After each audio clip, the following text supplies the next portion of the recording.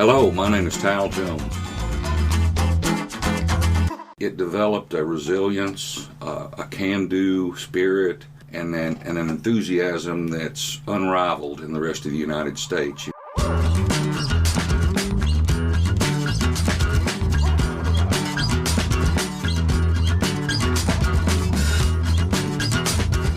Hello and welcome back to another episode of the Hollercast, the show brought to you by the Holler Creative out of Corbin, Kentucky, whose mission is to bring hope and opportunity back to Appalachia. Today in the studio we have Mr. Tal Jones with us. Tal, how are you doing? Doing great this morning. It's good to have you here. Glad to be here. So what we've been doing for every guest, we've been asking everyone the same icebreaker question because it's cool to hear all the different answers to the same question. And that question is, what is your favorite gas station snack and drink? I listened to Jeffrey Justice's response to this, and I was hoping you would ask. And I repeated it to my wife, and she said, well, I know what that is. And she was exactly right. It is Flaming Hot Peanuts and Cumberland Gap water. Flaming Hot Peanuts. I don't know if I've ever eaten a Flaming Hot Peanut. Yeah, they're like the 50-cent little slip bag of peanuts, and I get the Flaming Hot ones. That was the biggest loop I've been thrown for in this thing. I heard Flaming Hot come out of your mouth, and I knew Cheetos was coming, and then it wasn't Cheetos.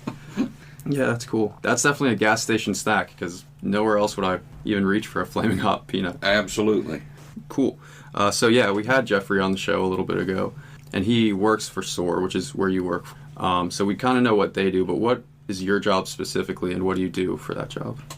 I do much the same thing that Jeffrey does. You know, we travel around to companies, startups, any businesses in any stage, and provide them with opportunities or make them aware of opportunities that exist in their particular field or area of their business.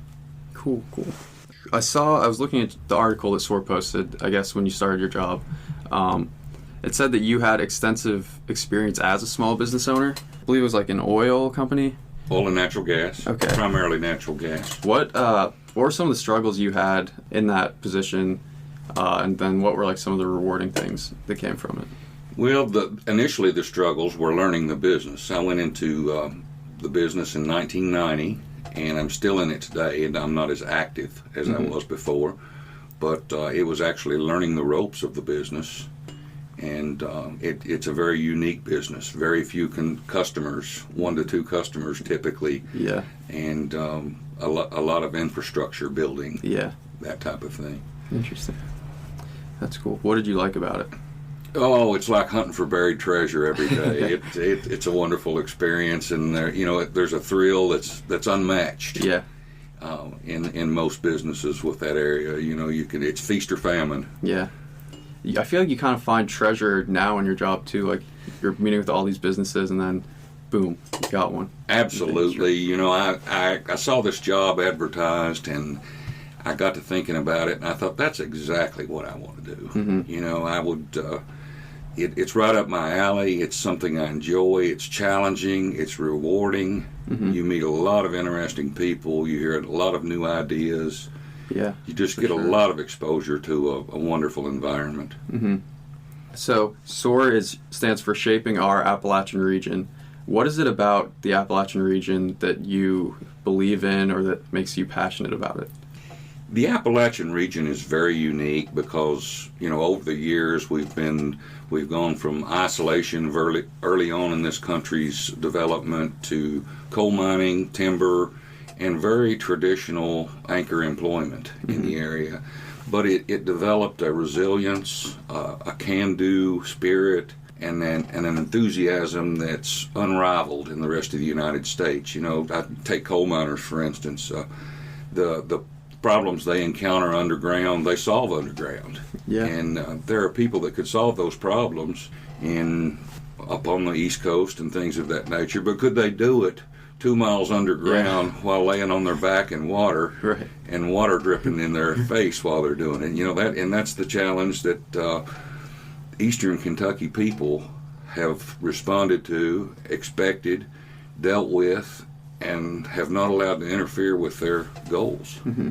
Yeah, that's cool. We keep going back to, as we talk to the people that are part of BRIGHT, the Leadership Kentucky group, they talk about how coal mining has come and gone or whatever, and then they always like harp on the resiliency of the people here and their sort of like the soft skills that make them able to do any job, not just coal mining. I saw that you are also part of the Pine Mountain Regional Industrial Development Board. Yes. Could you tell us what that is and what you do for them? The Pine Mountain Regional Industrial Development Authority, or PIMREDA, as its acronym states, is a 5-county collaboration that started about 18-20 years ago. I've been on the board for about 15 years. Oh, wow. And there are representatives from each of the 5 counties. We have an industrial park out on Asher Land and Mineral property, right in the middle of it, a large tract of land in Bell County, and a large bridge to it, and it has sat unoccupied for years for various different reasons, but we have now found a wonderful tenant that we're working with, that we have actually sold the property to the Appalachian Wildlife Foundation, and the building is under construction. It's going to be an exciting project and make a huge impact on eastern Kentucky. Yeah, that sounds awesome.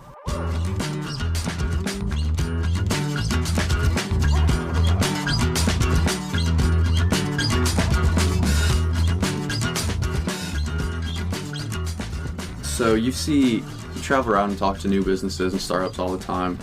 Are there any specific ones that are exciting to you? Oh, we have several exciting ones. You know, I particularly like the new product thing that has magic in it. You know, it serves a need or it solves a problem that has previously been unaddressed or poorly addressed. Those are the types that really excite me, and it's rewarding to steer the inventor or the person who develops it toward the road to successfully market and move those innovative products into the sales arena. That's cool. Well, one of those new products, can you give us like your top 3 that you've taught? I guess it's hard to pick a top 3. Just talk to us about some of them that are cool or exciting. The coolest one I think that I have out there right now is the Skeeter Log. The Skeeter Log is a product developed by Dr. Robin Richmond Mason, and Tree of the Field Ready Flame is the name of her company. She basically has a sawdust composite log, a small, if you will, fire log type thing. It's about 6-7 inches long and about 2 inches in diameter. And she mixes essential oils, a blend of essential oils, in with the molding process or the extrusion process of that log. And wonderfully magic things happen, like it repels mosquitoes very, very effectively. Skeeter, I guess. Yeah, with none of the harsh chemicals that are involved with traditional mosquito repellents. And that's really cool. It's just exciting. She has a dedication to eastern Kentucky and has made great strides to keep all of the manufacturing, all of the material sourcing, all of the marketing, and everything local to help eastern Kentucky people as much as she can because of her respect for eastern Kentucky individuals. Yeah, that's cool. What obstacles do you see in the way of Skeeter Log's growth? Well, traditional obstacles like capital financing, hurdles that are out here in eastern Kentucky and all over Kentucky, and you know, it involves a huge personal commitment, often at the expense of people who do have home equity, land equity. You're almost better off if you don't have much equity because you don't have to venture anything. But you know, I've seen several viable businesses that struggle to find a financing or a lender interested in promoting their product without committing everything you own. Yeah. Do you help these businesses? Is that part of your job, to help them find investors? Absolutely. The 3 tenets of our job are convenings, communication, and consulting. And in consulting, we do anything from, you know, of course, most people are aware of traditional bank financing, that type of things, but that's not a great environment. So the second tier that we send them to, the second option, is alternative financing through people like Kentucky Highlands and Macid and SCAD. Cool. Is there another business? Because we were just talking about the goat milk soap. Goat milk country soap. Yeah. Can you tell us a bit about that? a couple in London, just outside of London in Bush, Kentucky. As a hobby, she's a beautician and he's a farmer, and as a hobby, she started making goat milk soap in her basement, and realized that she was great at it. You know, there was magic in her product. People responded to it. It was a creamier than the typical run-of-the-mill goat milk soap. It was very much in demand. She started putting several different fragrances in it and marketing it out of her beauty parlor. And then she attended a trade show in Gatlinburg, Pigeon Forge area. Yeah. And some wholesale clients came on board, and Awesome. The response has been great to it. Yeah. She's exploring digital marketing now and some other large wholesale markets. Yeah. And, you know, they just have a great attitude. They're great people. They're very cautiously optimistic and willing to do whatever it takes to make their product move. Yeah. It's huge. Have you ever used it? Yes, I have. And I've used the soap, and they've got some, you know, manly fragrances there that are pretty good. I think there's one called Barn or something that's got a good manly scent.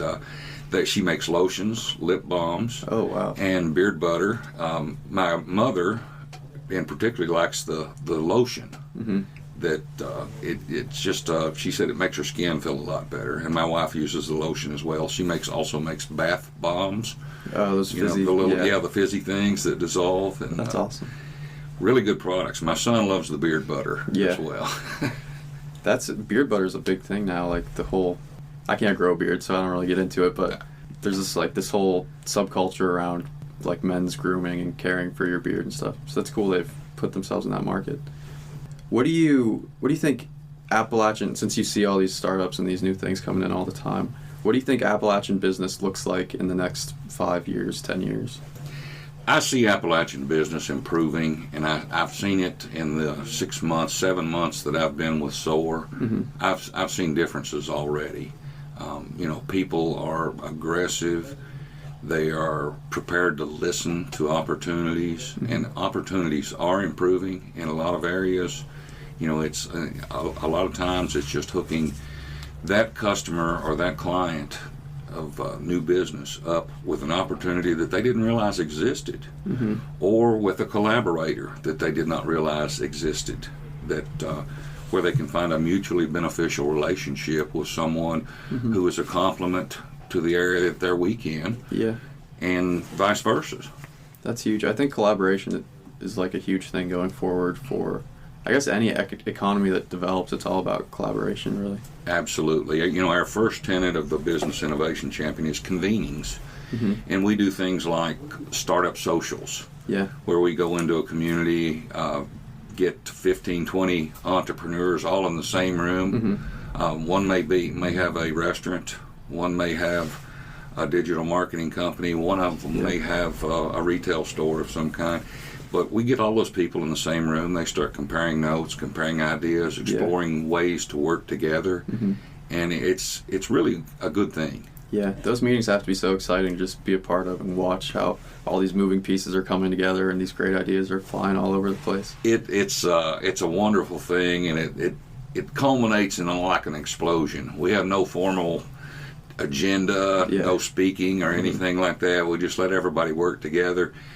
Talk together and socialize, and then at the end of the meetings we typically get one of the less shy people that wants to say something, and after that first person speaks and tells a little bit about their business, how they started, why they started, what they have to offer, everyone in the room opens up and shares, and you know, there's just that entrepreneur spirit that people don't even realize they have, that explodes in the room. Someone just had to bring it out of them. What do you think makes a good entrepreneur? What traits would you say they have? My first thing that I see that I like to observe in an entrepreneur is a willingness to work, to give the other thing is their idea. You know, they have to have an idea, or be exploring an idea.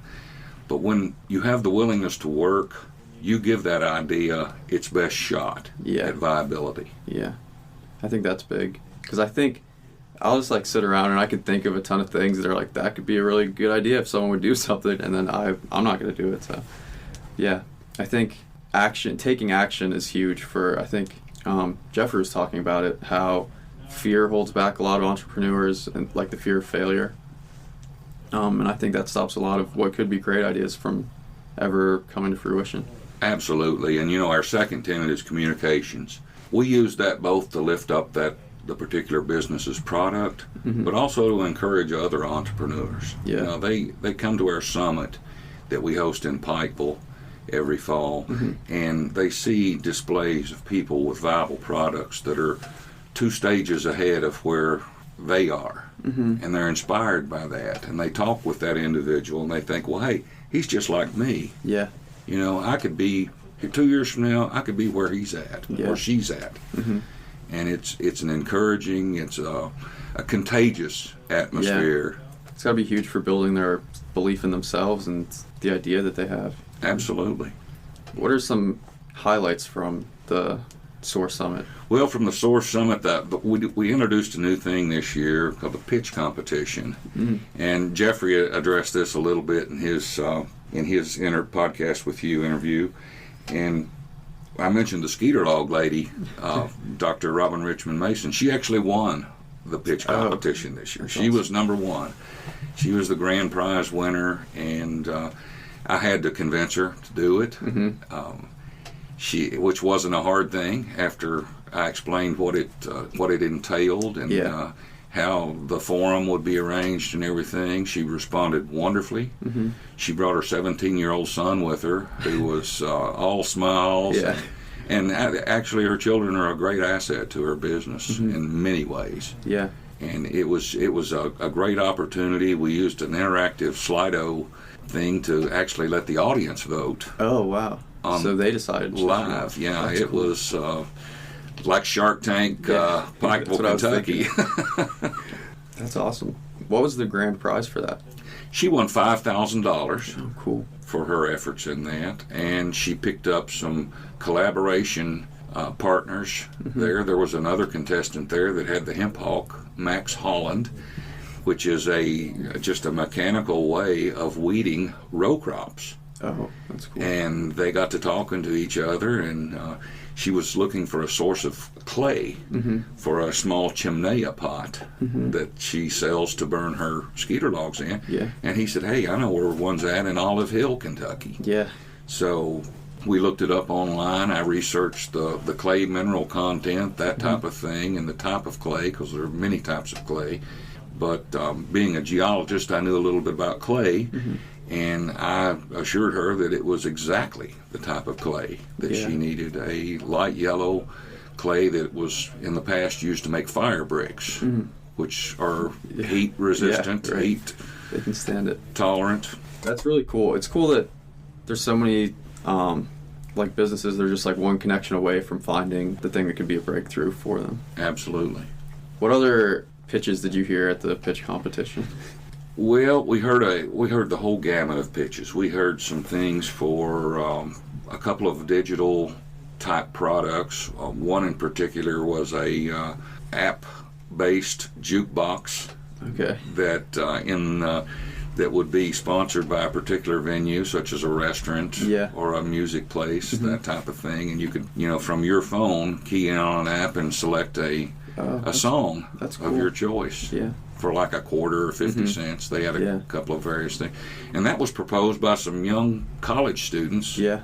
Originally from Moorhead, I think, who were at Center College. Yeah. And it was very interesting. That's cool. Your phone's like already hooked up to your cards and stuff, so that would be pretty easy to do. Yeah. That's cool. You said you're a geologist? Yes. I forgot to ask like how you got to where you are now, so can you tell us a bit about your education and your background? Out of high school, I graduated from Knox Central High School in Barber Hill, Kentucky. Grew up in Knox County. Went to UK and Eastern and got degrees in biology and chemistry, undergraduate. Did most of my early employment in sales, insurance for about 10 years with State Farm and my father's agency in Barberville. When I got into the oil and gas business, I went back to graduate school and got a master's in geology at EKU, to learn more about what I was doing. Yeah. Just kind of digging around out there. Absolutely.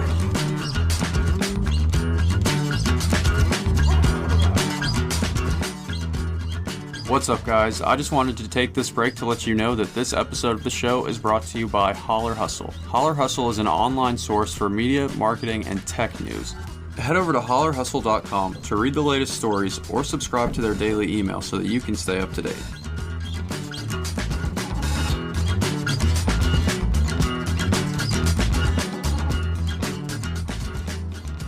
So what I usually do, I'll have like a closing question, which is another thing we've been asking everyone, and then after that question, any final thoughts you want to throw in. You can plug anything in the show notes. We'll put like links to whatever. And the closing question is, like we were talking about earlier, the fear of failure holds people back. So to kind of combat those fears, we like to try new things pretty often. So, and I think you grow from trying new things. You learn more. It opens up all this brain stuff that helps you to learn better. So what is something new that you've tried recently, either like professionally or personally, just for fun, a hobby? Or educationally, and so could you tell us something new you've tried recently and how it's going for you?